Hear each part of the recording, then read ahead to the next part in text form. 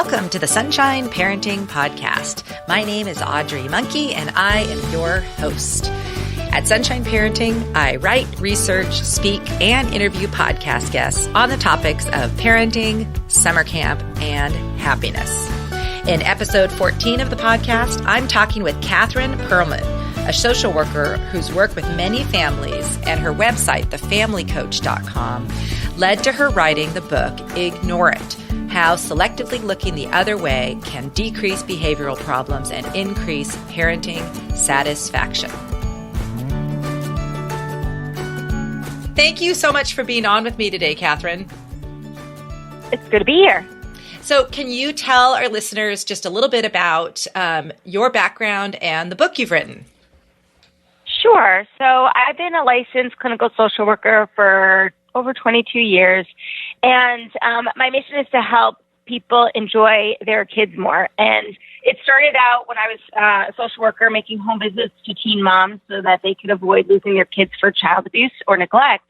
But as I had my own kids and moved to the suburbs and kind of changed jobs, I realized that there were a lot of people who were struggling with parenting. They weren't likely to abuse their kids or neglect them, but they weren't enjoying parenting because there were so many behaviors that were coming up for their kids that were really taking a toll on the parent and the relationship with the kids.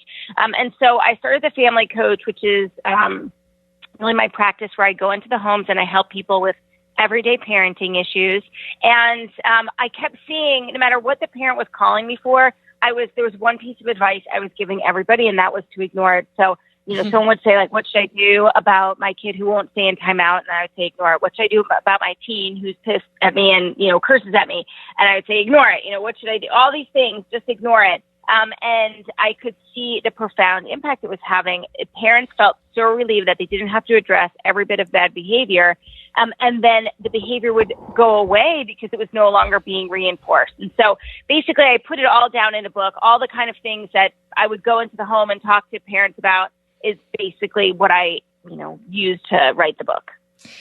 It's really phenomenal. And as I was telling you before we started the official recording, when I saw the title, I thought, okay, this sounds like a really good information and parents really need it. But I didn't think it would be as applicable in my own life since my youngest kids are now 13 and 16. But I found it really applicable. Why don't you talk first just about a few of the key ideas of Ignore It? Because it's more than just ignoring the behaviors you don't want to see your kids do.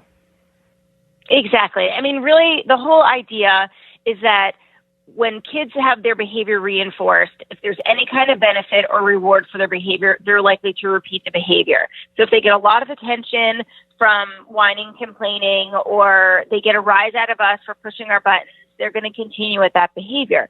So the idea is to find the behaviors that were rewarding that we would like to go away, like whining, complaining, tantruming, negotiating, all of those things, and selectively ignore them. So when our kids start whining or complaining or arguing with us after we've already said no and we've explained why, then we ignore their behavior. And as soon as they stop, we re-engage them. It's very simple.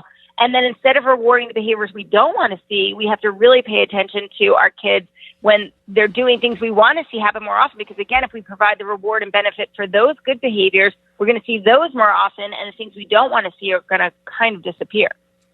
Yes, absolutely. It's funny because that's the part, the reinforcing positive behaviors is what we've really been emphasizing at camp in our camp counselor training is, pointing out everything that they can find that kids are doing right, that they like, and really kind of identifying those behaviors, because a lot of times adults don't take the time to think about what is it that I want this kid to be doing. Instead, the focus is on what we don't want them to be doing. But once you know what you do want them to be doing, you can, reinforce that and really get it to happen more often.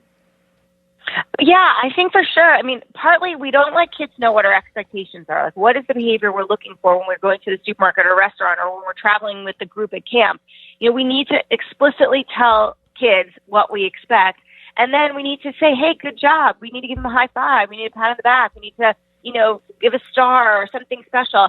And a lot of times parents, teachers, counselors say, why do I have to reward kids all the time for doing the things they have to do? And I think, well, it's nice in my adult life when I do something nice for someone and they say thank you. It's nice when I do a great job at work and my boss says, wow, you did a really great job. Like all of those things help motivate me to continue to do a good job. So if we're realistic, it's honestly, we all need that. And kids, we sometimes forget that they need that. And so we spend so much time with the no, please don't, stop doing that. And we forget to really reinforce the things, the little things that we want to see. And honestly, like a high five is incredibly rewarding to a child. Like it seems so silly, even to adults, it's so powerful. I know we do tons of those at camp, and thumbs up and just, it's awesome. Yeah, it's so true. Just that acknowledgement that we notice when they're doing good things is so important. And I think it gets by the wayside a lot. I feel like a lot of times, especially as kids get older in school and they have different struggles and different subjects, so much of parents' focus is often on the deficits instead of the strengths and the things that we see that are really great character traits in our kids. So it's so good when you step back and really focus on what you like. You have a part in your book where you talk about kind of some of the challenges of like parents working together and doing the same thing. Do you want to talk a little bit about that and what you've learned both in your practice and what you talk about in the book about kind of getting on the same page with this kind of stuff with your kids?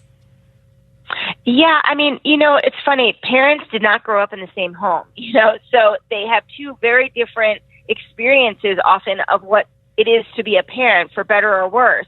And so then you take these two people who grew up very differently and you put them in the same house and you expect them to parent the same way. It's not going to work.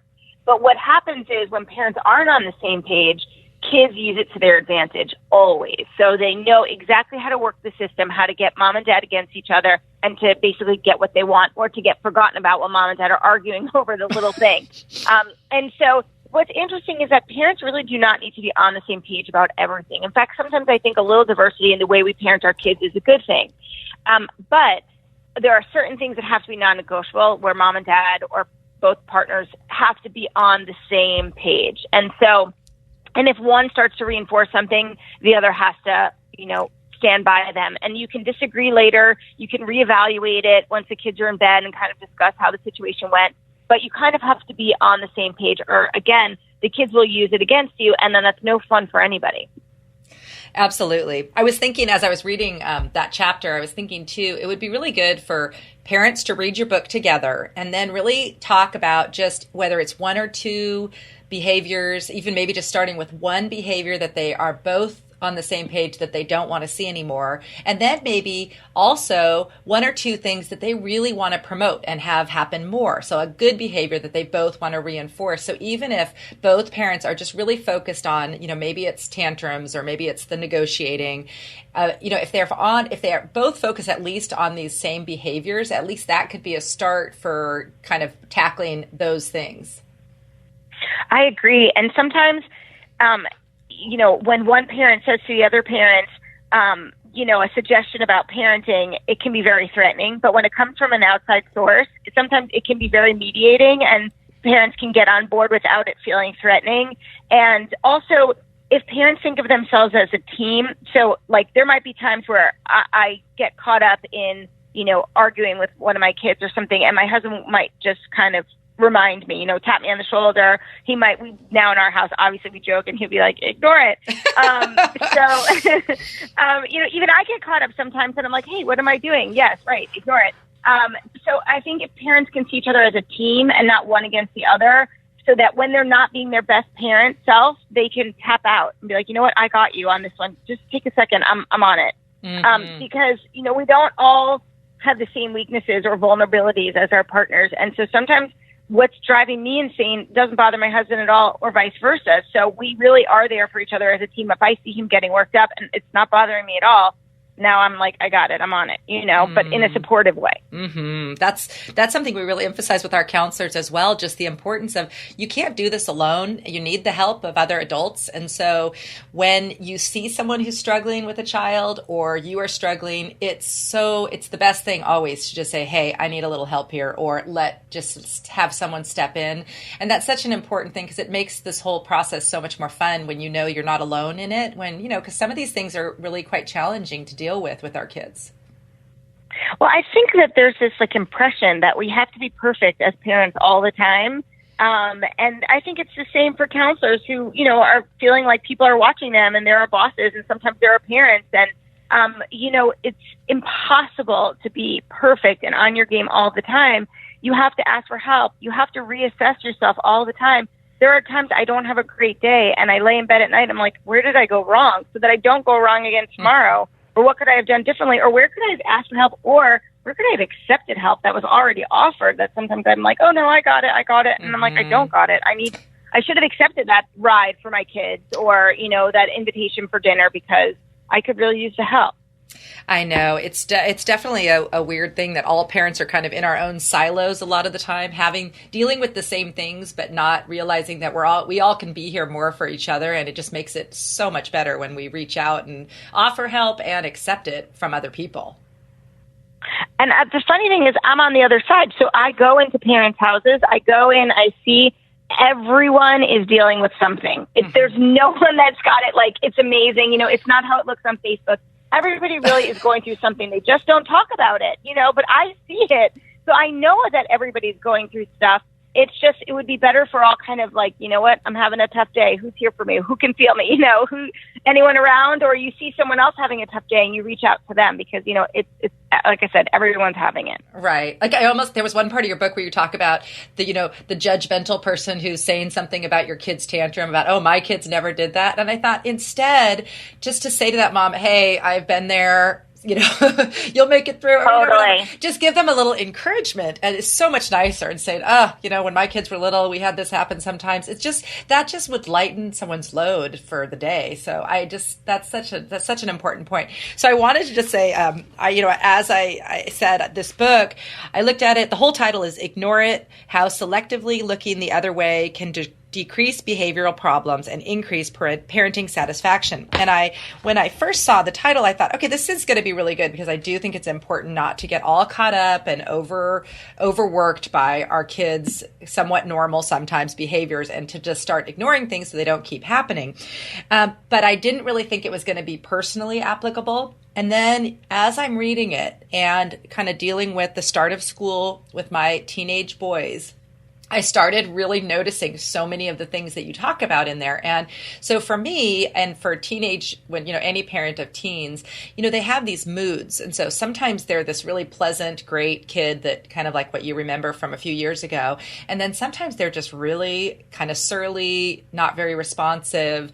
And it's been so interesting because I like to talk and engage and everything else, but it's been really helpful reminder to me when they're being surly or just not wanting to talk at breakfast. That's fine. I just drink my coffee and ignore it. And it's really made life so much better, realizing that I don't have to get them to engage or be happy every moment of the day. And so it's funny because even with teens, I think there's a lot we can ignore. What are you finding with your clients, with teenagers? What types of behaviors are they most needing to use Ignore It with? Well, it's so funny because I purposely put on the cover of the book, good for like 2 to 18. And honestly, originally it was to 21, because I think that toddlers and teens are actually extremely similar. They both have this desire to be more independent than they're actually capable or ready for. And it's very frustrating. And that frustration causes a lot of unpleasant behavior. And so it just, the behaviors look slightly different, but they're very, very similar. So for teens, you get a lot of disrespectful behavior, a lot of pushing buttons, a lot of negotiating, a lot of whining and complaining. And so what happens is parents think that they can talk their kids out of these things, or they can lecture it out of them, like tell them why they're being disrespectful so they won't do it next time. But the kid already knows they're being disrespectful. That's why they're doing it. They're angry and frustrated. They want you to be angry and frustrated too.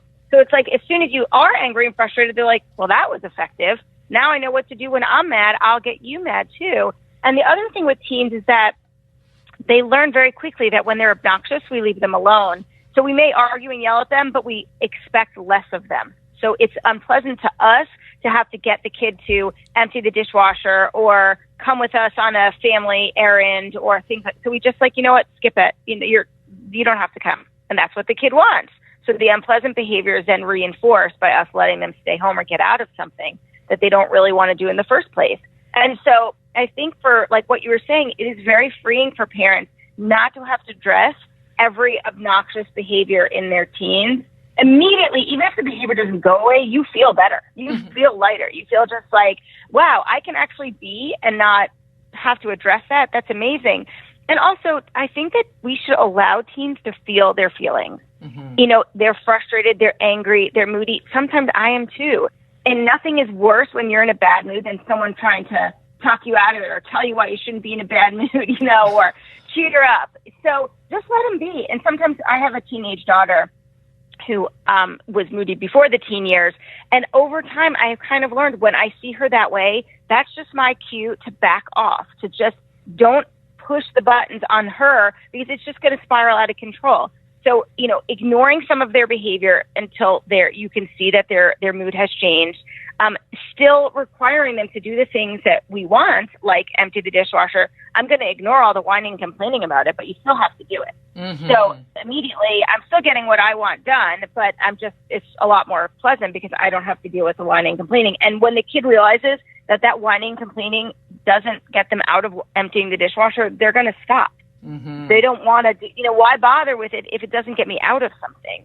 So I think that it can really free up parents and take some of the burden off. And also, kids are starting in their teen years are starting to move out of the nest. Their friends are becoming more important. Their summer activities and their after school program and school is really where their heart is.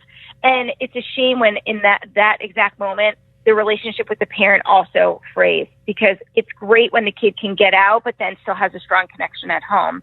And so sometimes ignoring some of that annoying behavior, attention-seeking or provoking behavior can actually improve the relationship and can really keep a solid foundation so that the kid can stray, but then come back and have a strong connection before they go off to college or, work or whatever it may be. Oh, absolutely. And I also find, I liked your part about how you talk about then re-engage. So if they're being kind of, they have kind of a bad attitude as they're unloading the dishwasher or whatever they're doing, you ignore that. But then once they're, talking again and talkative, you just re-engage and just act like that surliness didn't happen. And you're right. Then you feel like the relationship is fine. But if you get into it, have a better attitude while you're unloading the dishwasher, that's not going to get anywhere because you're not going to actually change their attitude. You're just going to end up getting in an argument about it. I think parents say that kind of stuff because it makes them feel better. It's like we want to be the top dog. We want to be able to say, have the last word and do it, but do it with a smile. And really doesn't matter. Just do it. Just empty the dishwasher. And then as soon as you're done, I'm going to say thank you. I'm going to really go out of my way because that's one less thing I have to do. And I truly appreciate it. And I don't want to take it for granted like I wouldn't with my partner or my friend. I'm going to say thank you to my kid just the same. And then I'm going to re-engage them like that, whining, complaining didn't happen. But what's amazing is over time, and not even a long time, but pretty quickly, the dynamic changes because kids see that kind of behavior doesn't get them anywhere.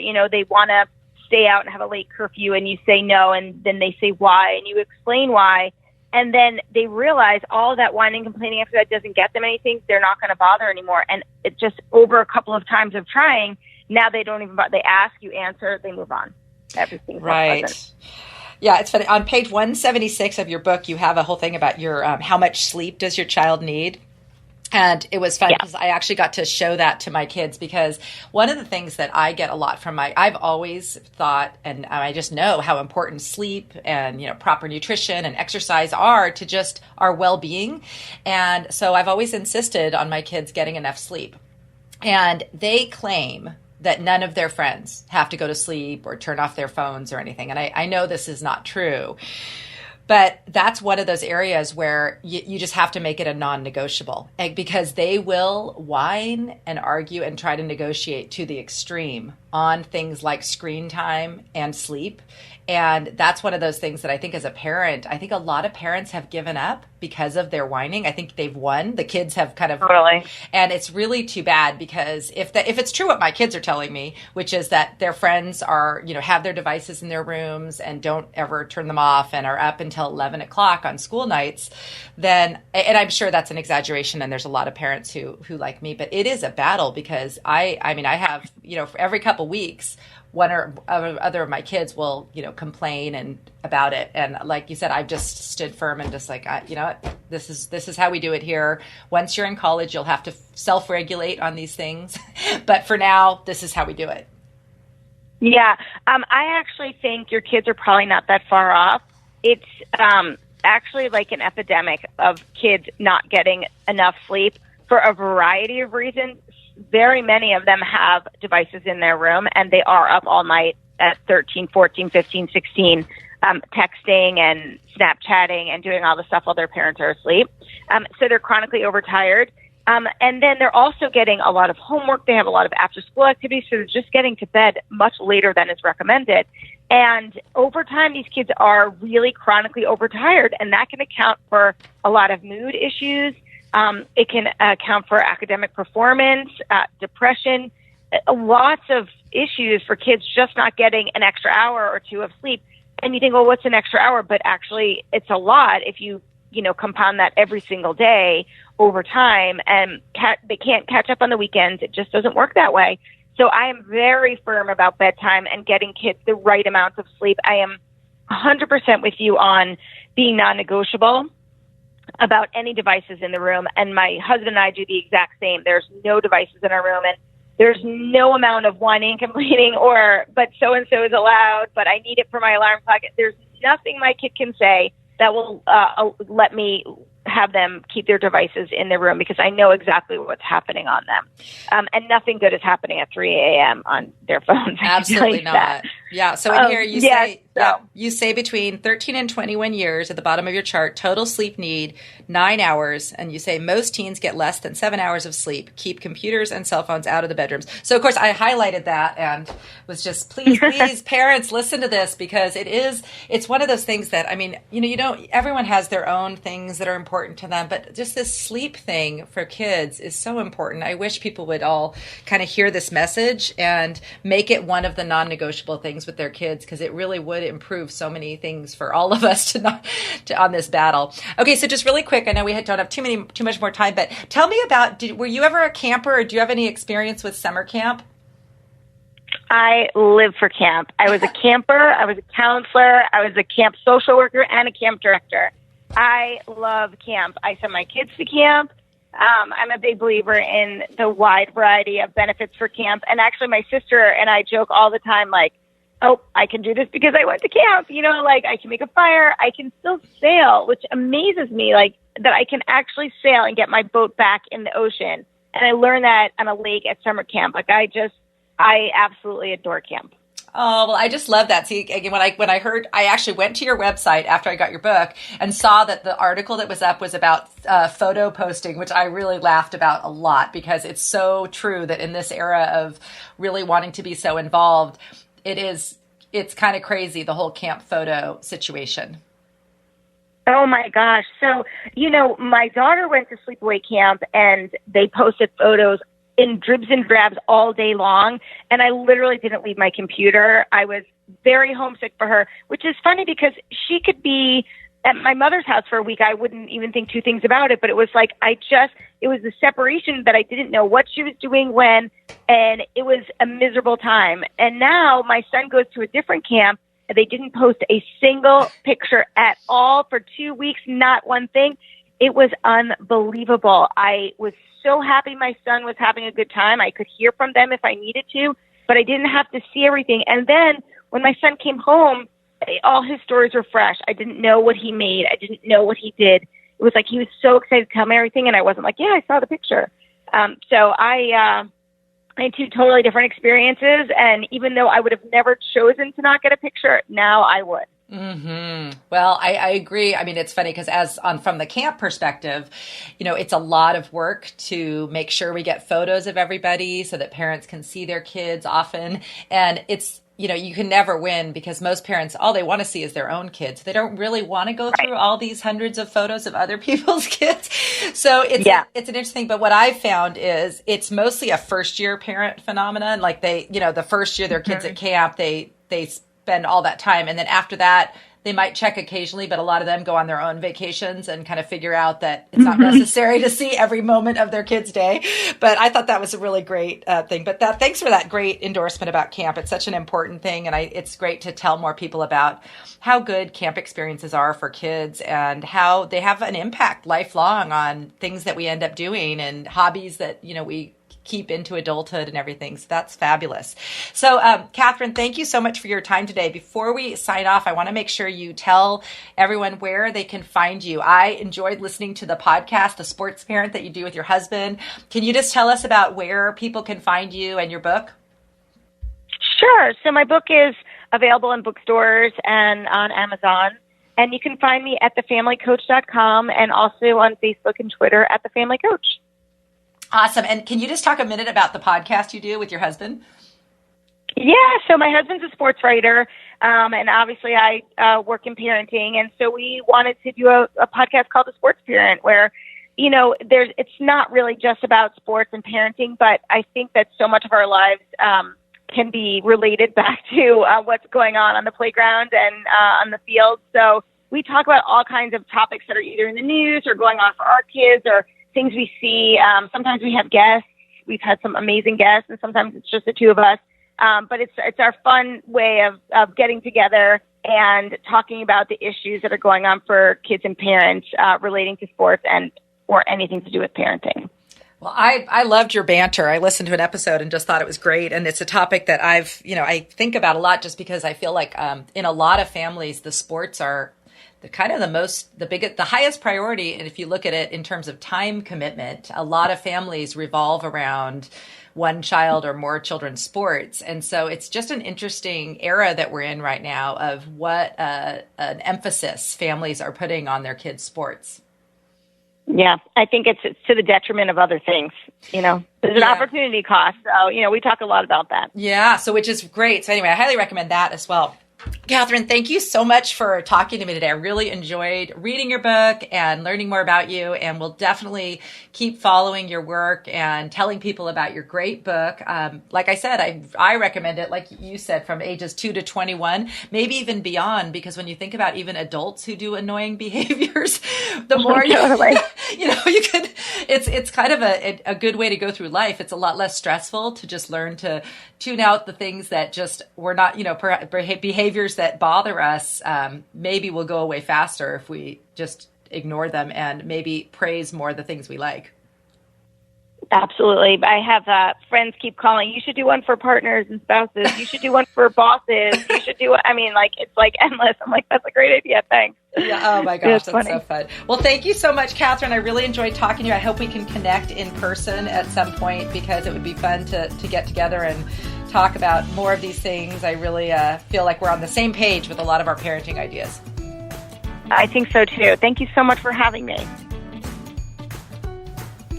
I so enjoyed talking with Catherine in this episode of the podcast, and I will definitely be using her ideas in both my own family and in our counselor training next summer for camp. For notes and links that we talked about during the podcast, visit my website at sunshine-parenting.com and search for episode 14. I'll leave you today with a quote from the Dalai Lama, which I think goes along with what Catherine and I were talking about. Do not let the behavior of others destroy your inner peace.